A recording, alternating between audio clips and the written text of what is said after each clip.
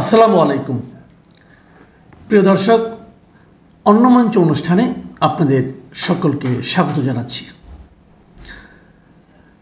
গাজীপুরের সাবেক মেয়র এবং বলা যায় গাজীপুরের সবচেয়ে আলোচিত ব্যক্তি, আওয়ামী লীগের সাবেক নেতা, আওয়ামী লীগের বহিষ্কৃত নেতা, অনেক কিছু বলতে পারে, তার বিশেষণের শেষ নেই।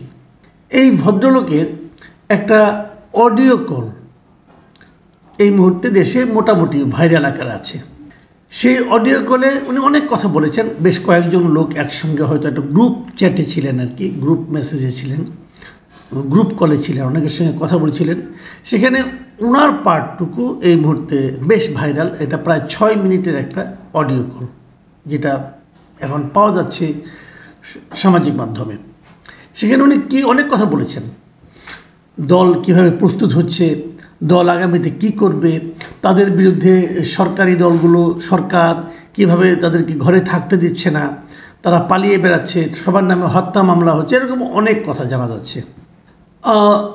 সেখানে যে কথাটা সবচেয়ে গুরুত্বপূর্ণ এবং আপনাদের সঙ্গে আলোচনা করতে চাই, সেটা হলো উনি এক পর্যায়ে বলেছেন যে আমাদের টিম রেডি।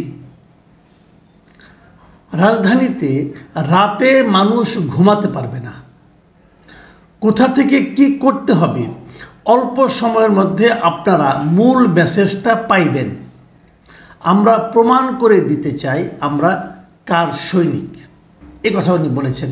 আবার আরেক জায়গায় উনি বলেছেন, এই কথাটি আবার উনি কি বলে একটু ইকো করেছেন, আরও ডিটেলে বলেছেন যে কয়েকটা মিনিট আপনারা ধৈর্য ধরে শুনেন।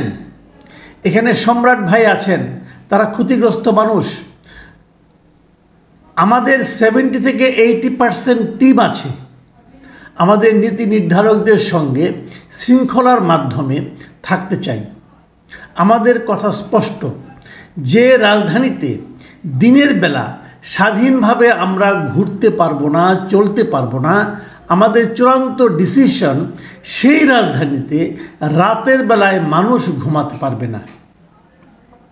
মানে খুবই ইঙ্গিতপূর্ণ বক্তব্য। কিন্তু তার মানে ওনাদের বিরুদ্ধে মামলা আছে, ওনারা শহরে অবাধে ঘোরাফেরা করতে পারছেন না। মামলা থাকলে কীভাবে ঘুরবে? পুলিশ তাকে ধরে ফেলবে, তারা পুলিশের কাছে ধরাও দেবেন না, বিচারের মধ্যেও আসবেন না, জেলখানাও যাবেন না। তাহলে কী করবেন? পালিয়ে থাকবেন। তো দিনের বেলায় ওনার রাস্তাঘাটে বেরোতে পারেন না, পালিয়ে থাকতে হয়। এই জন্য ওনাদের সিদ্ধান্ত হলো, ওনাদের ডিসিশন চূড়ান্ত হয়ে গেছে। সেই ডিসিশনটা কি? যে এই রাজধানীতে, যে রাজধানীতে তারা ঘুরতে না পারবে, সেই রাজধানীতে রাতের বেলায় মানুষ ঘুমাতে পারবে না। মানে ওনারা এমন একটা পরিস্থিতি তৈরি করবেন, এমন একটা সিচুয়েশন ক্রিয়েট করবেন যেন মানুষ রাতের বেলা শান্তিতে ঘুমাতে না পারে। তা শান্তিতে ঘুমাতে না পারার অর্থটা কি? কি করবেন তারা? অনেক কিছু করতে পারেন। মানুষের দরজায় যেয়ে নক করে মানুষকে তুলে নিয়ে যেতে পারেন, গুম করতে পারেন, খুন করতে পারেন। এরকম করে আসলে করবেন কি না জানি না, এ ধরনের কোনো সিদ্ধান্ত হয়েছে কি না তাও জানি না।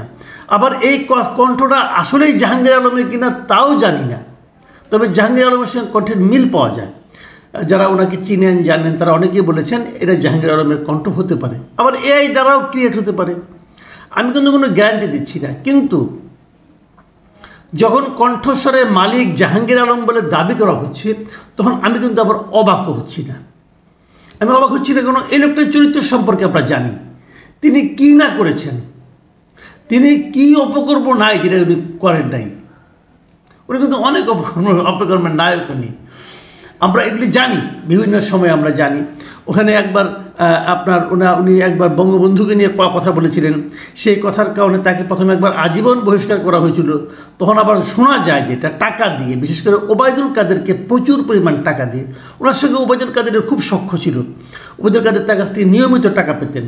ওবায়দুল কাদেরকে প্রচুর পরিমাণ টাকা দিয়ে উনি দলে আবার ব্যাক করতে পেরেছেন, দলকে বেইজ্জতি করে। দলের সিদ্ধান্ত দলকে আবার নিচে গিলতে হয়েছে। মানে ওই থুতু ফেলে দিয়ে থুতু চেটে খাওয়ার মতো অবস্থা উনি করেছেন। ঢুকে আবার দলের সঙ্গে বিদ্রোহ করেছেন, করে আবার বহিষ্কৃত হয়েছেন। দ্বিতীয়বার বহিষ্কৃত হওয়ার পর ইলেকশনে, ওখানকার মেয়র ইলেকশনে উনি আওয়ামী লীগের প্রার্থী, মানে নিজের দলের প্রার্থীর বিরুদ্ধে নিজের মাকে দাঁড় করিয়েছেন। তারকে জিতিয়ে আনার জন্য বিপুল অর্থ খরচ করে তাকে জিতিয়েও এনেছেন। অনেক কিছু উনি পারেন না এমন কোনো কাজ নাই। আবার শেষ দিকে একথাও বলা হয়ে থাকে, অনেকেই বলেন, বিএনপি লোক কিন্তু বলেনি, যে 28শে অক্টোবর যে ম্যাসাকারটা ঢাকা শহরে হয়েছিল তার মূল নীল নকশাকারী ছিল জাহাঙ্গীর আলম। উনিই কিন্তু ওই প্রধান বিচারপতি বাসভবনের সামনে এই রুট দিয়া, তাদের অন্য রুট দিয়ে আসার কথা ছিল, এই রুট দিয়ে তারা এসে এখানে একটা পায়ে পাড়া দিয়ে ঝগড়া করার মতো একটা মারামারি বাঁধিয়েছেন। এবং এইগুলি সবাই কিন্তু জানে, বহুবার বলা বলি হয়েছে। উনি সেই লোক, এবং উনি এলাকায় থাকতে অনেক অপকর্মও করেছেন। উনি যখন মেয়র ছিলেন বলা হয়ে থাকে ওই সময় এখানে একজন ইঞ্জিনিয়ারকে হত্যা করা হয়েছিল, বহুল আলোচিত, এবং এটাও বলা হয়ে থাকে সেই ইঞ্জিনিয়ার হত্যার পেছনেও কিন্তু উনিই ছিলেন। তো সেগুলি মেয়র হওয়ার কারণে সেগুলি ধামাচাপা পড়ে গেছে। সেই মামলা আবার উঠবে কিনা আমি জানি না, ওঠা তো উচিত, কারণ ওই ইঞ্জিনিয়ারের যে কী দুরবস্থা তার ফ্যামিলির, সেটাও আমি পরবর্তী সময়ে শুনেছি বিভিন্ন জনের কাছে। তো এমন এই সমস্ত অপকর্ম যে লোক করতে পারে সেই লোকের পক্ষে এই ফোনের যে সমস্ত বাক্যালাপ এটা কোনো বিষয় না, এটা হতেই পারে। কাজে এখন আমরা কি করব? আমরা কি আতঙ্কে থাকবো? এই শহরে আমরা কি রাতের বেলা ঘুমাতে পারবো? আমরা কি জাহাঙ্গীর আলম আমাদের কীরকমভাবে ঘুম কেড়ে নেয় এটার জন্য অপেক্ষা করব? আমাদের যে সরকার আছে, সরকারের কোনো ভূমিকা নেবে? সরকার কি এই ব্যাপারে মানুষকে সহায়তা করবে? অথবা সরকার কি জাহাঙ্গীর আলমকে ধরার চেষ্টা করবে? কি করবে তারা? আমি জানি না। দেশের যে বর্তমান অবস্থা, আসলে এই ধরনের ঘটনা কিন্তু আমার ধারণা, আমার আশঙ্কা, মানুষ খুব একটা পছন্দ করবে না, মানুষ খুব একটা পছন্দ করছে না। আমরা একটা সবসময় বলি, আমরা একটা শক্তিশালী সরকার চাই, যে সরকার সাধারণ মানুষের নিরাপত্তাকে সুরক্ষিত করতে পারবে। সেটা কি সম্ভব? শুনেছি এখন নাকি কি একটা অভিযান চলবে। এই অভিযান যদি রাজনৈতিক হয় তাহলে কোনো লাভ নাই রে ভাই। আমার ধারণা এটা একটা রাজনৈতিক অভিযান চলবে। আমরা আগেও দেখেছি ধরো অভিযান নামে আসলে রাজনৈতিক প্রতিদ্বন্দ্বীদেরকে সাহায্য করা হয়, সেটা হবে কিনা আমরা জানি না। তবে আমি মনে করি এ সমস্ত বিষয়ে সবাইকে সতর্ক থাকতে হবে, সরকারকে কার্যকর পদক্ষেপ নিতে হবে। তা না হলে সারা দেশে আরও অনেক বহু জাহাঙ্গীর আলম গজিয়ে উঠবে, এবং বহু জাহাঙ্গীর আলম রাজধানীর মতো সারা দেশের মানুষের রাতের ঘুম নষ্ট করবে। প্রিয় দর্শক, এখন এই পর্যন্তই। আল্লাহ হাফিজ।